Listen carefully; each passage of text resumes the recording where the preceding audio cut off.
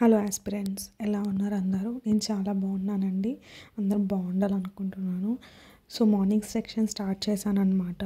So 10కి అట్లా start చేశాను. ఫస్ట్ జిఎస్ చదువుతున్నానండి.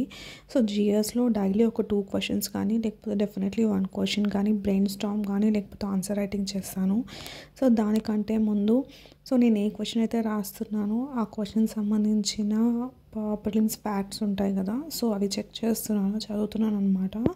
సో అవి చదివిన తర్వాత మెయిన్స్ నోట్స్ మనం ప్రిపేర్ చేసుకున్నాం కదా, సో అవి కూడా రివైజ్ చేసి ఒకసారి చదువుకొని దాని తర్వాత క్వశ్చన్ అటెంప్ట్ ఇస్తాను అనమాట. దీనివల్ల ఏమవుతుందంటే ఆ టాపిక్ చదివినట్టు ఉంటుంది, ఇట్లా ప్రిలిమ్స్ ఫ్యాక్ట్స్ కూడా చదివినట్టు ఉంటుంది, ప్లస్ మెయిన్స్ క్వశ్చన్ కూడా అటెంప్ట్ చేసినట్టు ఉంటుంది. అందరికీ వచ్చే డౌట్ ఏంటంటే ఆన్సర్ రాసిన తర్వాత సెల్ఫ్ ఎవాల్యూషన్ ఎలా చేసుకోవాలి అని చెప్పి. ఏం లేదండి, మనం ఎన్ని పాయింట్స్ అయితే రాసామో ఇప్పుడు మనకి 3 పాయింట్స్ 4 పాయింట్స్ గుర్తొచ్చాయి అనుకోండి, we can take the help of AI అనమాట. ఏఐ నుంచి ఇంకొన్ని అడిషనల్ పాయింట్స్ తీసుకోవచ్చు. ప్లస్ నేను క్లాసెస్ అటెండ్ అవుతాను కాబట్టి సార్ చెప్పే మోడల్ ఆన్సర్కి నా ఆన్సర్కి మ్యాచ్ అవుతుందా లేదా చూసుకుంటాను. ఒకవేళ మీరు క్లాసెస్ అటెండ్ అవ్వకపోతే మీకు మోడల్ ఆన్సర్స్ దొరుకుతాయి కదా మీరు రాసే క్వశ్చన్కి, దాంతో కంపేర్ చేసుకోండి. ప్లస్ ఒకసారి టాపర్స్ కాపీస్ కూడా ఆ సబ్జెక్ట్కి సంబంధించి ఒకసారి చెక్ చేయండి, వాళ్ళు ఎలా రాస్తున్నారని చెప్పి. దాన్ని బట్టి మనం ఎవాల్యుయేట్ చేసుకోవచ్చు అనమాట మన ఓన్ ఆన్సర్ని. ఇప్పుడు మీరు కాన్ఫిడెన్స్ లేకుండా టెస్ట్ సిరీస్కి మనీ కట్టేసి, నేను కట్టానండి 2022లో 4MISకి 40,000. అప్పటికి నా మెయిన్స్ నోట్స్ కూడా సరిగ్గా లేవన్నమాట. ఈ మిస్టేక్ మీరు అవాయిడ్ చేయండి ప్లీజ్. మీరు మనీ వేస్ట్ అవుతుంది కానీ ఎగ్జామ్ హాల్కి వెళ్ళి మీకు కాన్ఫిడెన్స్ అనేది రాదు, అసలు మీరు ఏం చదువుతున్నారు అని చెప్పి కూడా ఉండదన్నమాట. నేను ఒక టాపర్ లెక్చర్లో విన్నాను అనమాట. మనం టెస్ట్ సిరీస్కి పే చేసేస్తే మనం ఏం చదవకపోయినా వాళ్ళు టైం టేబుల్ ఇస్తారు. ఆ టైం టేబుల్ని బట్టి ఆ వీక్లో ఆ టాపిక్ చదువుకొని వెళ్ళి ఎగ్జామ్ రాసేస్తాము. ఎవల్యూషన్ అయ్యి వస్తే మన మిస్టేక్స్ చూసుకోవచ్చు అని చెప్పి. అలా అవ్వదండి, ఫ్రాంక్గా చెప్పాలంటే అలా అవ్వదు.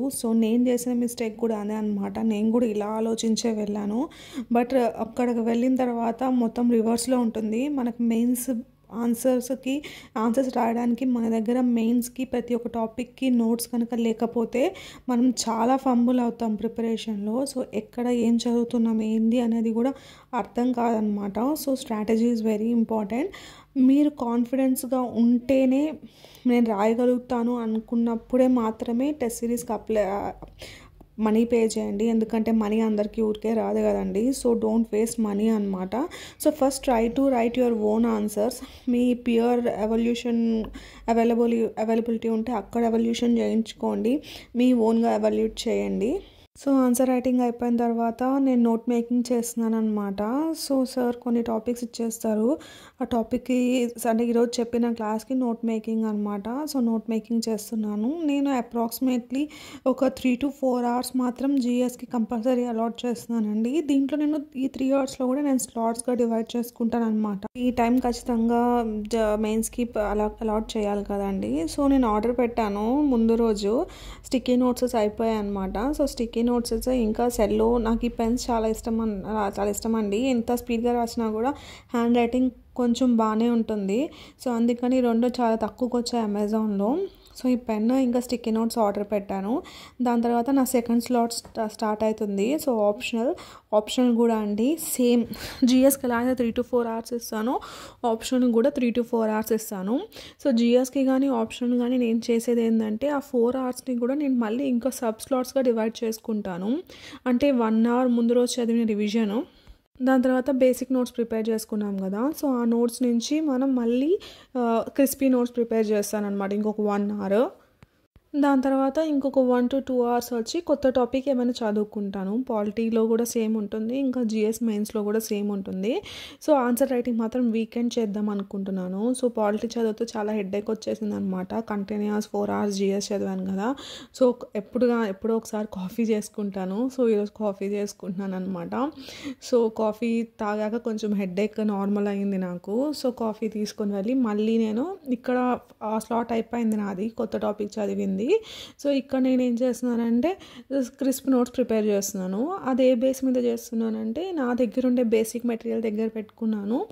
ఇంకా వేరే కోచింగ్ ఏమైనా, ఫర్ ఎగ్జాంపుల్ నేను ఇప్పుడు పిఎస్ఐఆర్ సుబ్రహ్మణ్యన్ మేడంది చూస్తూ ఉంటే ప్యారల్గా నేను సారథి ఐఏఎస్ది కూడా ఫ్రీ మెటీరియల్స్ దొరుకుతాయి కదా, సో అవి పెట్టుకొని ఆ రెండు కంపేర్ చేసుకొని దీంట్లో లేనివి సారథి ఐఏఎస్లో ఉండేవి రెండు కూడా కంపేర్ చేసుకుంటూ నోట్స్ ప్రిపేర్ చేస్తాను అనమాట. అలాగే టాపర్స్ నోట్స్ కూడా పక్కన పెట్టుకుంటాను. సో వాళ్ళు రాసిన వాల్యూ అడిషన్ కానీ సో అవన్నీ నోట్ చేసుకుంటాను. సో వాల్యూ అడిషన్ అంటే ఇదేనండి, ఇంకేం ఉండదు. సో 2-3 బుక్స్ రిఫర్ చేయాలి, ఇంకా toppers copies answer writings booklets తెచ్చుకొని ఆ వాల్యూ అడిషన్ చేసుకోవాలన్నమాట. సో 6:30 అయిపోయింది, నా పిఎస్ఆర్ కంప్లీట్ అయిపోయింది. నేను మళ్ళీ నైట్ ఇంకా లెక్చర్ వినలేదు ఈరోజు మార్నింగ్. సో లెక్చర్ ఫోన్ అంటే ల్యాప్టాప్లో రాలేదన్నమాట, అందుకని ఫోన్లో చూసాను.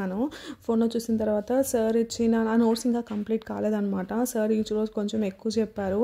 సో ఇంకా నిద్ర వస్తున్నా కూడా ఒక హాఫ్ అన్ అవర్ అయినా పుష్ చేద్దాము అని చెప్పి ఇంకా 11 నుంచి 11:30 వరకు నోట్స్ కంప్లీట్ చేశానండి. సో చెప్పాను కదా సక్సెస్ ఎలాగో రాదండి. సో మనం ఇచ్చే 1 అవర్ హాఫ్ అన్ అవర్ పుష్లోనే వస్తుంది అనమాట.